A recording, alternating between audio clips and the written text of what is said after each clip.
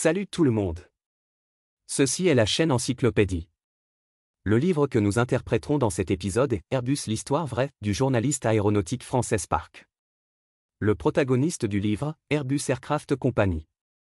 Ce livre fait une analyse détaillée du marché mondial des avions commerciaux au cours des 60 dernières années et nous dit finalement, Airbus peut occuper la moitié de l'industrie mondiale de l'aviation civile parce qu'il a fait quelque chose de bien. Il s'agit d'un contenu de connaissance absolu. Si vous êtes un ami qui s'intéresse à la technologie dure, vous avez sûrement remarqué cette nouvelle. Le 28 mai 2023, le gros avion intérieur chinois C919 a effectué son premier vol commercial officiel. Pourquoi est-il appelé gros avion? Grâce à sa capacité de plus de 100 sièges, le C919 peut être utilisé sur les routes de l'aviation civile de moyenne et longue distance. Les avions de ligne comme celui-ci sont appelés gros avions, également appelés avions de ligne principale. La RD et le constructeur de l'avion C919 sont Comac. Il a été officiellement lancé en tant que projet en 2007. Après plus de 8 ans de travail acharné, la conception et la production du premier prototype ont été achevées et il sera finalement livré aux clients à partir de 2022.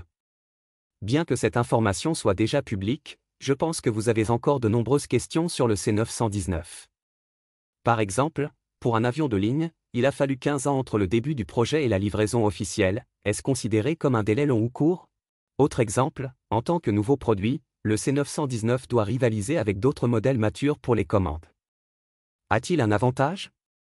Certains amis sont très inquiets, certaines pièces du C919, notamment le moteur, utilisent des produits importés. Pourquoi la Chine affirme-t-elle toujours qu'elle possède des droits de propriété intellectuelle indépendants? Pour répondre à ces questions, l'histoire peut constituer une bonne référence. Le groupe européen Airbus est un cas historique classique. Sur le marché mondial des avions commerciaux en 2023, la part d'Airbus atteindra 46%, dépassant les 43% du géant américain Boeing. Mais son ascension a été bien plus tardive que celle de Boeing. Vous savez, Boeing est né dès 1916 et on peut dire qu'il est l'un des acteurs les plus anciens de l'histoire de l'aviation humaine. Airbus n'a été créé qu'en 1970 et ne peut donc être considéré que comme un junior parmi les géants industriels occidentaux. Qui plus est, en 1970, 90% du marché européen de l'aviation civile était contrôlé par Boeing et deux autres sociétés américaines. Non seulement les entreprises américaines ne croient pas que les Européens puissent dépasser dans les virages, mais même le Royaume-Uni, l'un des premiers initiateurs d'Airbus, a reculé par manque de confiance. Mais il s'agit d'une société entrée tardivement sur le marché, fondée par 5 pays dont la France et l'Allemagne, qui a conquis en moins de 30 ans 30% du marché mondial des avions de passagers. Ils ont même brisé le moule et transformé les avions de ligne à fuselage moyen et large que les Américains avaient abandonnés en leur propre produit phare, créant ainsi un miracle dans l'histoire de l'aviation civile. À l'aube du XXIe siècle, la gamme de produits et la part de marché d'Airbus se sont encore élargies, pour finalement devenir les deux héros des avions de passagers qui suivent le rythme de Boeing. Et la motivation derrière ce miracle est cachée dans l'épais livre de Spark. L'auteur de ce livre, Pierre Spark, est l'un des plus grands journalistes français du secteur aéronautique. Il rend compte de l'aviation commerciale mondiale depuis plus de 40 ans. Il a non seulement été chef du Bureau européen d'aviation WIC, mais a également été élu académicien de l'Académie française d'aéronautique et d'astronautique. Ce livre peut être considéré comme le travail minutieux de M. Spark. Depuis sa première publication en 2005, il a été réimprimé 3 fois en France, la dernière en 2022. Le célèbre magazine français, Aviation, a commenté, pour tout passionné d'aviation, l'œuvre de Spark devrait être un livre incontournable dans sa bibliothèque. Bien qu'il y ait quelques vues prédictives dans le livre, parce qu'il a été écrit plus tôt, il est inévitable qu'il y a des omissions, mais l'analyse de Spark sur la montée en puissance d'Airbus Group est suffisamment détaillée et suffisamment convaincante. Ensuite, je vais vous présenter le contenu principal de ce livre en 2 parties. Tout d'abord, examinons les principales difficultés liées au développement d'avions commerciaux et la manière dont Airbus Group a surmonté ces difficultés lors de sa création. Dans la deuxième partie, j'analyserai pour vous quelles décisions Airbus a prises et quels défis il a rencontrés au cours de sa période de croissance commerciale. Quel éclairage ces expériences et leçons peuvent-elles nous apporter? Première partie. En parlant du marché aéronautique actuel, vous devriez avoir l'impression qu'il existe un nombre relativement important de pays capables de produire des avions militaires de pointe. Il y a beaucoup moins de pays capables de fabriquer de gros avions à des fins commerciales. Ce n'est pas une parole qui sort de la bouche, les amateurs d'aviation connaissent très bien les constructeurs d'avions militaires des grandes puissances. La Chine a Chengdu Aircraft et Shenyang Aircraft Manufacturing Company Ltd. Les États-Unis ont Boeing et Lockheed Martin, et la Russie a Mikoyan et Sukhoi. Tout le monde montre la voie. Au contraire, 90% du marché mondial des avions commerciaux est contrôlé par les deux géants, Boeing et Airbus. Les étoiles montantes, dont Comac, ne représentent que 10% de la part totale. Après avoir entendu cela, vous voudrez peut-être demander, il ne semble pas y avoir beaucoup de différence entre les avions militaires et les avions commerciaux? Le principe du moteur, la forme aérodynamique du fuselage et l'équipement électronique sont évidemment très similaires. Pourquoi tous les grands pays de l'aviation militaire ne peuvent-ils pas transférer leurs réalisations dans le domaine militaire à un usage commercial et faire d'une pierre deux coups?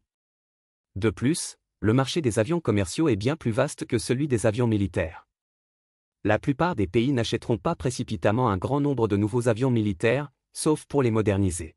Mais le transport aérien constitue un besoin urgent partout dans le monde, et la taille du marché des avions commerciaux ne cesse de croître. Boeing prédit qu'en 2023, au cours des 20 prochaines années, les pays du monde entier devront acheter 43 000 nouveaux avions de passagers, ce qui représente un chiffre d'affaires de 8 000 milliards de dollars. Pourquoi y a-t-il si peu de joueurs qui entrent dans le jeu? Les réponses à ces questions concernent d'abord les scénarios d'utilisation complètement différents des avions militaires et des avions commerciaux. Les avions militaires modernes, en particulier les avions de combat, ne volent généralement que 2 ou 3 heures par mission. Parmi eux, seule une douzaine, voire quelques minutes, ont été réellement consacrées au combat aérien. Durant ces quelques minutes, l'avion doit effectuer des manœuvres aériennes complexes à des vitesses très rapides. Ce scénario impose des exigences élevées en matière de performance extrême de l'avion. À leur tour, les avions commerciaux, en particulier les avions de passagers, n'ont généralement pas besoin d'effectuer des actions violentes telles que des roulades et des plongeons.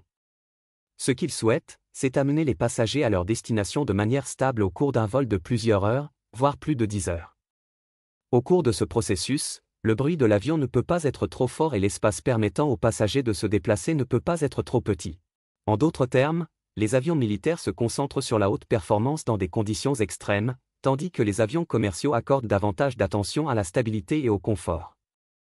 Les deux sont comme des étudiants en arts libéraux et des étudiants en sciences, ils ne peuvent pas échanger de tâches avec désinvolture.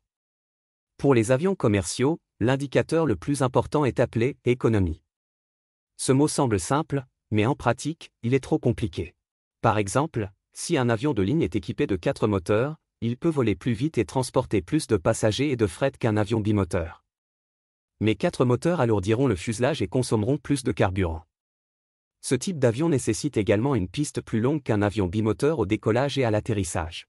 Si un quadrimoteur comme celui-ci ne peut décoller et atterrir que dans quelques aéroports et que le flux de passagers sur la route n'est pas suffisant, alors les revenus générés par chaque vol seront inférieurs aux coûts partagés, et ils finiront par devenir un « trou noir » financier. De ce point de vue, l'économie n'est pas un paramètre indépendant.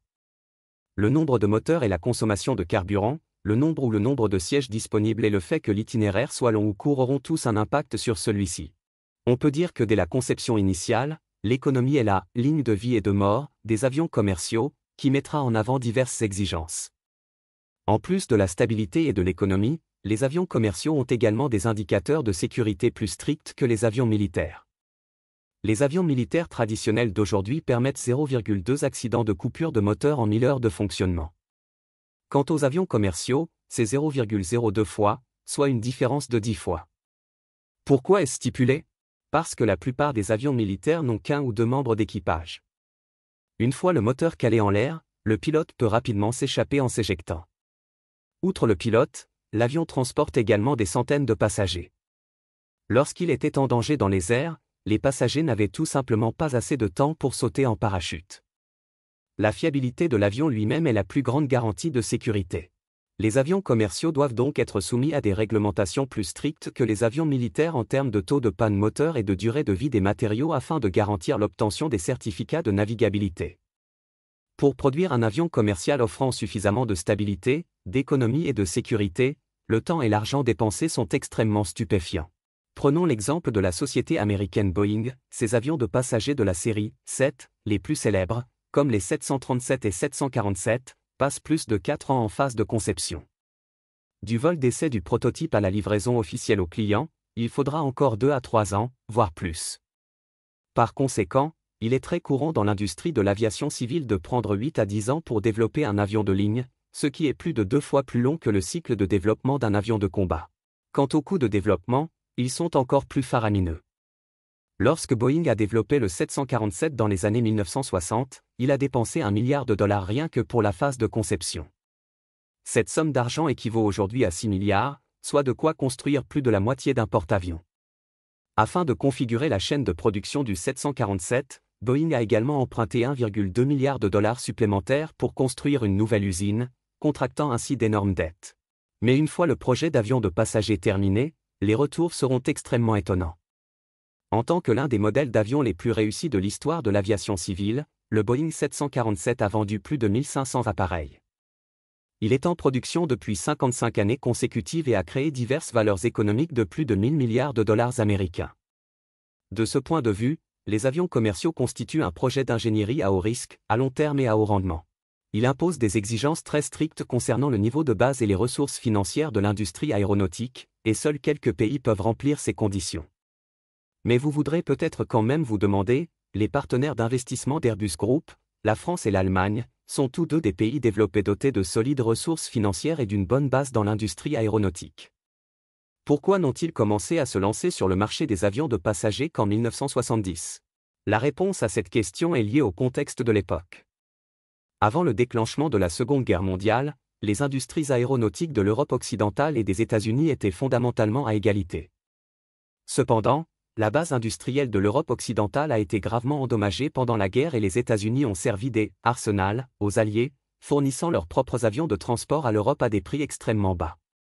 Après la guerre, l'industrie de l'aviation civile a connu sa première vague de grand développement.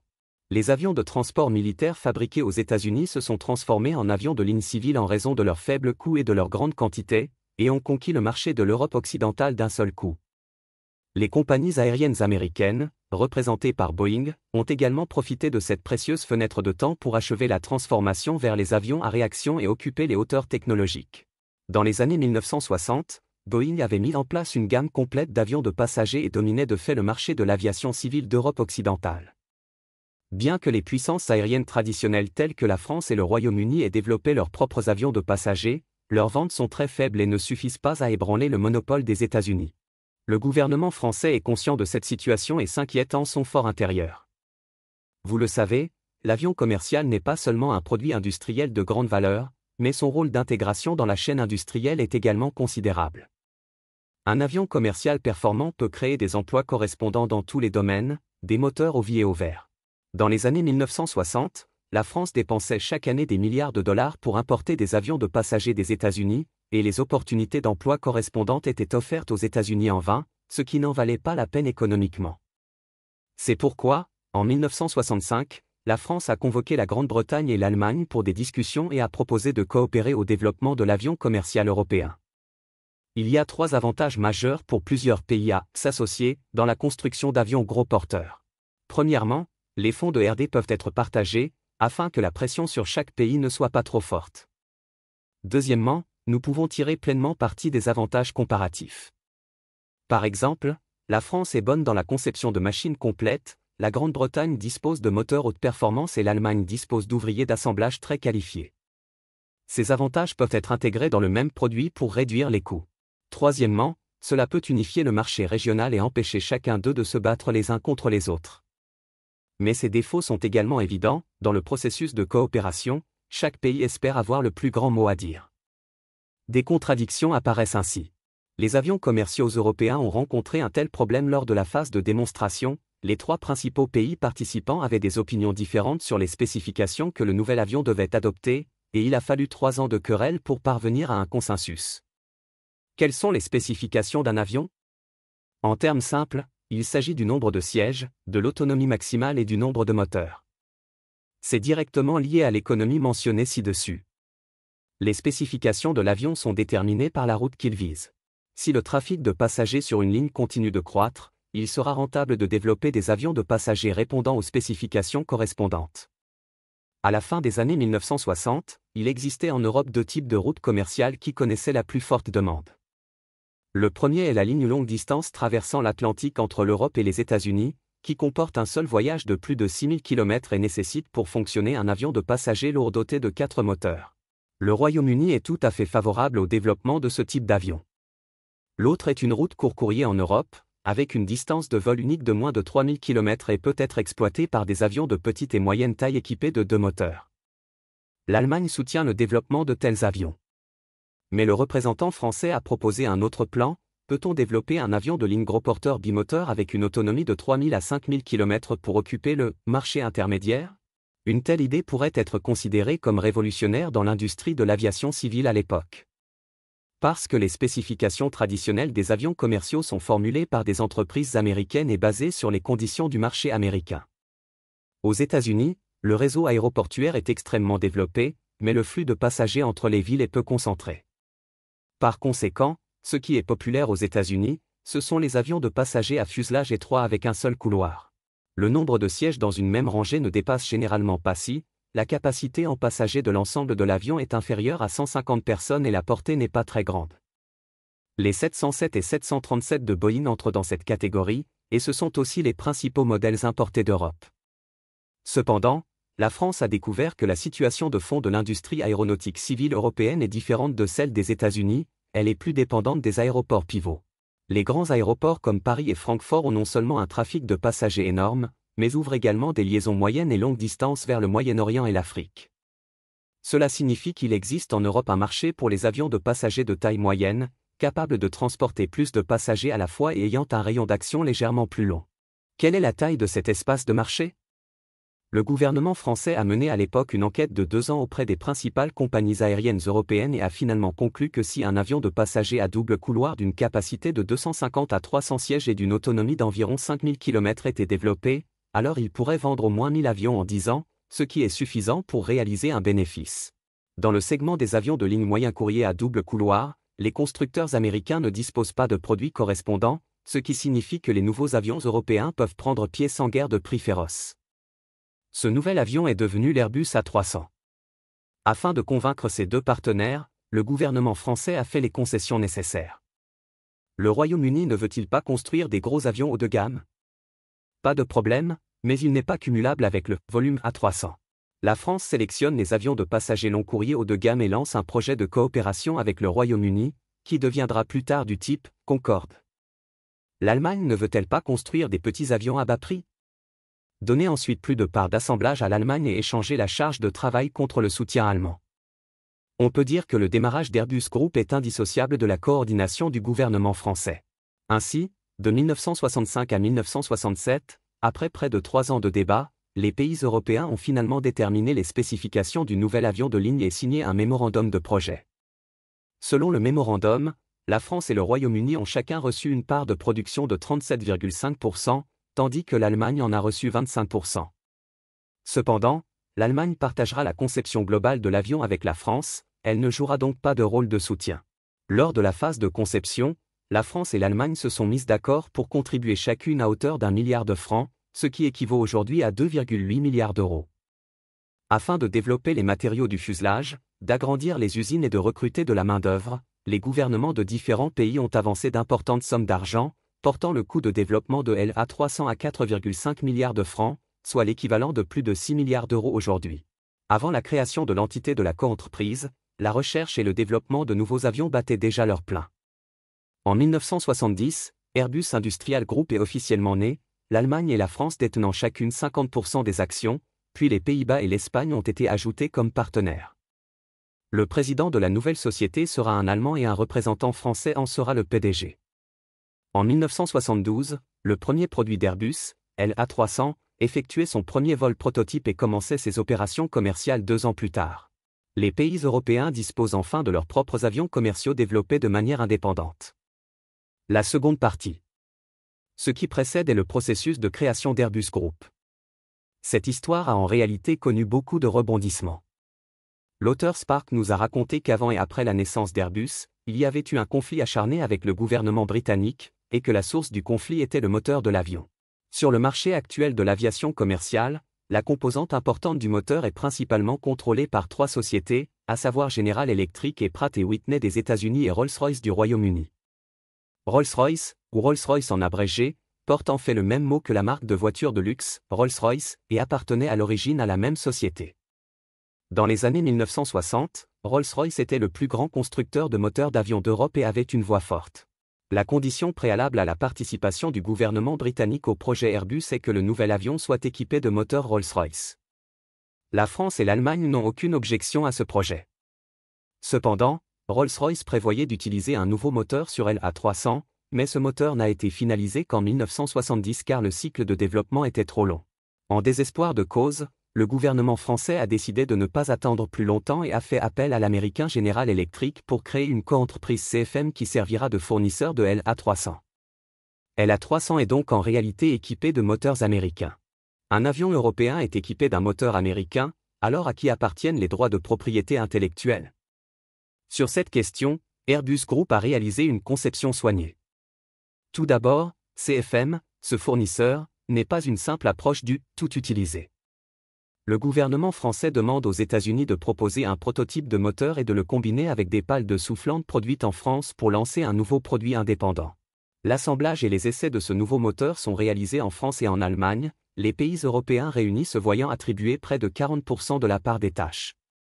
De cette manière, le moteur de l'A300 n'est pas purement importé, mais un produit hybride des États-Unis et d'Europe. En outre, le gouvernement français a également proposé de développer un nouveau moteur CFM56 comme moteur principal des modèles ultérieurs de l'A300. Dans ce nouveau moteur, la part de la France dans la recherche et le développement est passée à 50%.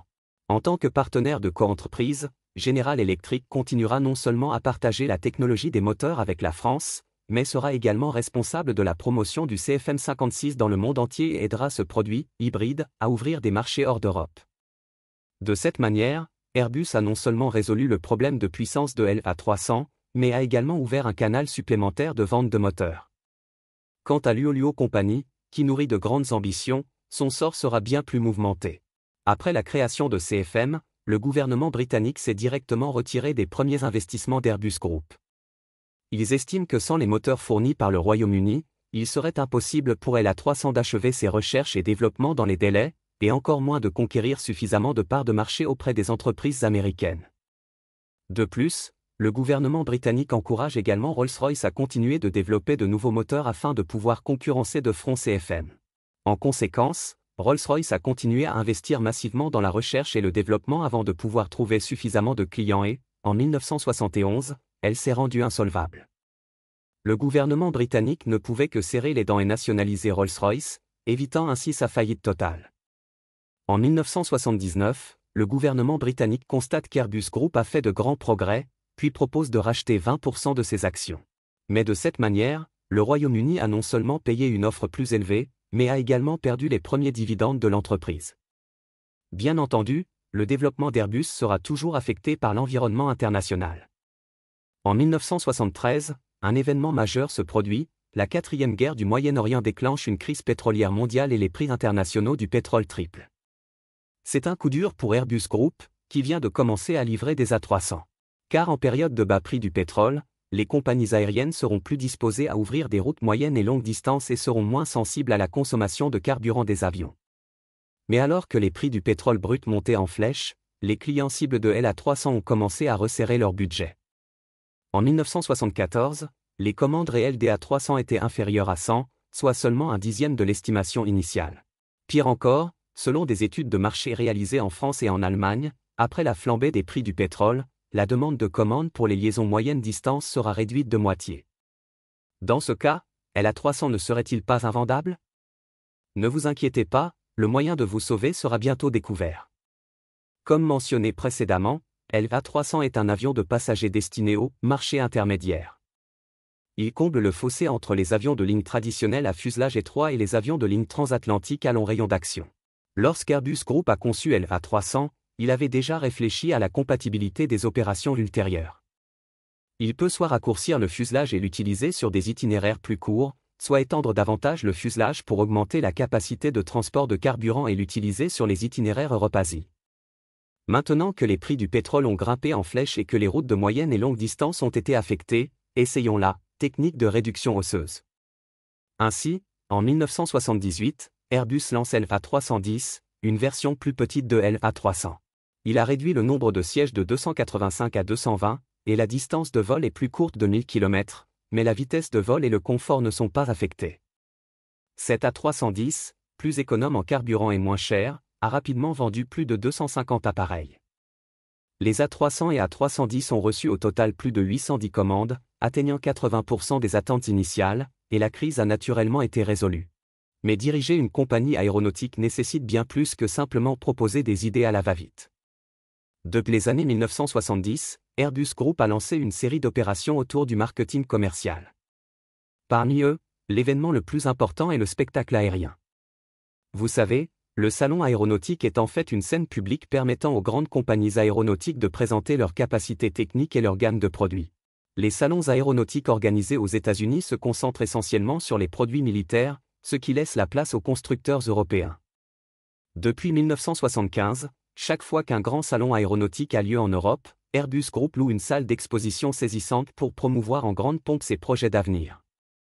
Du salon du Bourget en France au salon aéronautique de Farnborough au Royaume-Uni, la direction d'Airbus Group apparaît régulièrement pour communiquer avec des clients potentiels. Ces clients proviennent non seulement du marché européen, mais également de compagnies aériennes du Moyen-Orient, d'Asie du Sud-Est et même des États-Unis. Par exemple, le nouveau produit d'Airbus, l'A330, a été spécialement développé grâce à des échanges avec des clients américains. Cet avion est en fait un modèle amélioré de l'A300, mais il n'est pas raccourci, mais rallongé. Il a été officiellement finalisé en 1992 et a rapidement remplacé les nombreux anciens Boeing 707 sur le marché nord-américain. À ce jour, plus de 1700 Airbus A330 ont été livrés. On peut dire que les différents dérivés de l'A300 profitent à Airbus depuis plus de 50 ans. Après avoir entendu cela, vous voudrez peut-être vous demander à nouveau, le succès d'Airbus dépend-il du fait de se reposer sur ses lauriers? Bien sûr que non. À partir des années 1980, Airbus a également commencé à se lancer sur le marché des avions de passagers à fuselage étroit. Derrière cette décision se cache la croissance de la demande aérienne dans les pays asiatiques. Depuis la réforme et l'ouverture, la Chine est devenue un microcosme du marché asiatique de l'aviation civile. Avec l'amélioration des installations de transport de la Chine et la commodité de la mobilité de la population, la demande de trafic aérien intérieur est devenue de plus en plus importante. Ce type de liaison intérieure ne nécessite pas nécessairement d'énormes avions lourds, mais est plus convivial pour les avions de passagers à fuselage étroit avec une petite capacité de passagers et une faible consommation de carburant. Airbus n'incluait pas d'avions à fuselage étroit dans sa gamme de produits initiale. Ainsi, à partir de 1984, Airbus a commencé le développement d'un avion de passagers monocouloir de moins de 200 sièges. Cet avion est l'A320. Sa portée est fixée à environ 6000 km, ce qui peut non seulement répondre aux besoins d'un grand pays doté d'un vaste territoire comme la Chine, mais également effectuer des missions aériennes transnationales entre diverses régions d'Asie. l'A320 est également devenu le produit clé permettant à Airbus de rivaliser avec Boeing sur les marchés émergents. Vous savez, l'histoire de la Chine en matière d'achat d'avions de passagers Boeing a commencé en 1973. Presque tous les pilotes et le personnel de maintenance de l'avion de ligne chinois de première génération ont grandi avec les produits Boeing. Airbus, retardataire, a perdu son opportunité. Alors que devons-nous faire? En plus de continuer à renforcer ses capacités produits et à rendre l'A320 plus économe en carburant et plus facile à entretenir que le produit similaire de Boeing, le 737, Airbus Group a également décidé d'ouvrir ses propres lignes de production en Chine. En 2007, Airbus a créé une société d'assemblage final à Tianjin, spécifiquement pour le post-assemblage et les vols d'essai de l'A320. Cette décision réduit non seulement les coûts de production du groupe Airbus, mais facilite également la coopération entre Airbus et la Chine. Aujourd'hui, un tiers des avions de la série Airbus utilisés par les compagnies aériennes chinoises ont été assemblés à Tianjin.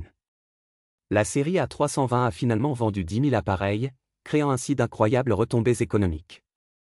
Cependant, Airbus Group n'est pas sans erreur d'appréciation. Spark, l'auteur de ce livre, a mentionné que depuis le début des années 1990, Airbus espérait compléter sa dernière gamme de produits, des avions de passagers super lourds à long rayon d'action. Ce nouvel avion s'appelle l'A380 et cible les séries 747 et 777 de Boeing. Il a une capacité comprise entre 550 et 850 sièges et peut voler en continu sur 15 700 km.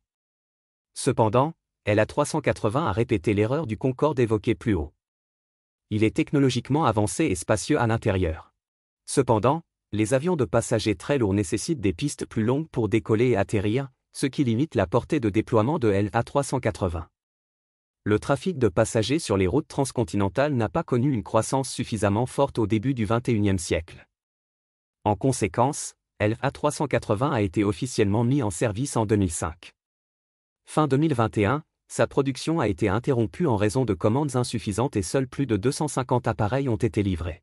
Cela montre pleinement que même une grande entreprise comme Airbus commettra des erreurs de décision si elle se contente d'évaluer aveuglément les indicateurs techniques et ne mène pas d'études de marché et d'évaluation des risques. Il s'agit d'un rappel important pour les gros avions produits en Chine. Maintenant, le contenu principal de ce livre est présenté ici. De 1970 à aujourd'hui, Airbus Group a livré 12 000 avions de passagers dans le monde en plus d'un demi-siècle, formant un empire commercial avec un actif total de près de 120 milliards d'euros et plus de 120 000 employés. Toutes les 4 secondes, un avion Airbus décolle et atterrit dans les aéroports du monde entier. On peut dire que son impact sur l'économie et la société mondiale s'est propagé dans tous les aspects. Dans le succès commercial d'Airbus, les gouvernements des pays européens, notamment la France et l'Allemagne, ont joué un rôle crucial. C'est l'accent mis sur l'indépendance de l'aviation qui a jeté les bases du lancement et du développement d'Airbus. La direction d'Airbus elle-même, s'appuyant sur une attention et une recherche à long terme sur le marché, a mis en place une présentation de produits raisonnables, a travaillé de manière constante et a finalement conquis la moitié de l'industrie mondiale de l'aviation civile à Boeing. Après avoir écouté l'examen de l'histoire d'Airbus Group par M. Spark, vous constaterez que la concurrence entre les avions commerciaux n'est pas uniquement motivée par la technologie. Le gouvernement, les entreprises, les clients et même la demande du marché jouent tous un rôle décisif. Le succès d'Airbus n'est pas seulement le résultat de la combinaison d'un moment et d'un emplacement favorable, mais également indissociable de ses études de marché et de son jugement précis. Nos gros avions produits en Chine font en fait référence au modèle de développement d'Airbus. Comac, qui a développé le C919, est une entreprise leader financée et soutenue conjointement par la Commission de surveillance et d'administration des actifs publics, le gouvernement municipal de Shanghai et l'Aviation Industrie Corporation of China. Le produit initial, le C919, est destiné au marché de l'aviation à courte et moyenne distance qui connaît la croissance la plus rapide. Elle n'a pas cherché aveuglément de nouvelles technologies et des indicateurs élevés, mais a progressivement exploré la sécurité et l'économie dans le but de s'implanter solidement. Le moteur C919 utilise la technologie du fournisseur d'Airbus CFM et intègre également les propres normes et composants chinois pour obtenir des droits de propriété intellectuelle indépendants. Cette attitude consistant à courir vite, par petits pas, et à ne pas se précipiter vers le succès n'est pas seulement le secret du succès dans l'industrie aéronautique, mais aussi quelque chose que toute entreprise qui explore la modernisation industrielle doit garder à l'esprit. Après tout, la Chine développe vigoureusement l'industrie manufacturière haut de gamme, ce qui constitue à la fois un test et une opportunité. C'est la fin de ce programme, quelles sont vos différentes opinions à ce sujet? Bienvenue à laisser un message pour discuter avec tout le monde. Et, si vous aimez notre chaîne, abonnez-vous à nous. Ah, n'oubliez pas de l'aimer.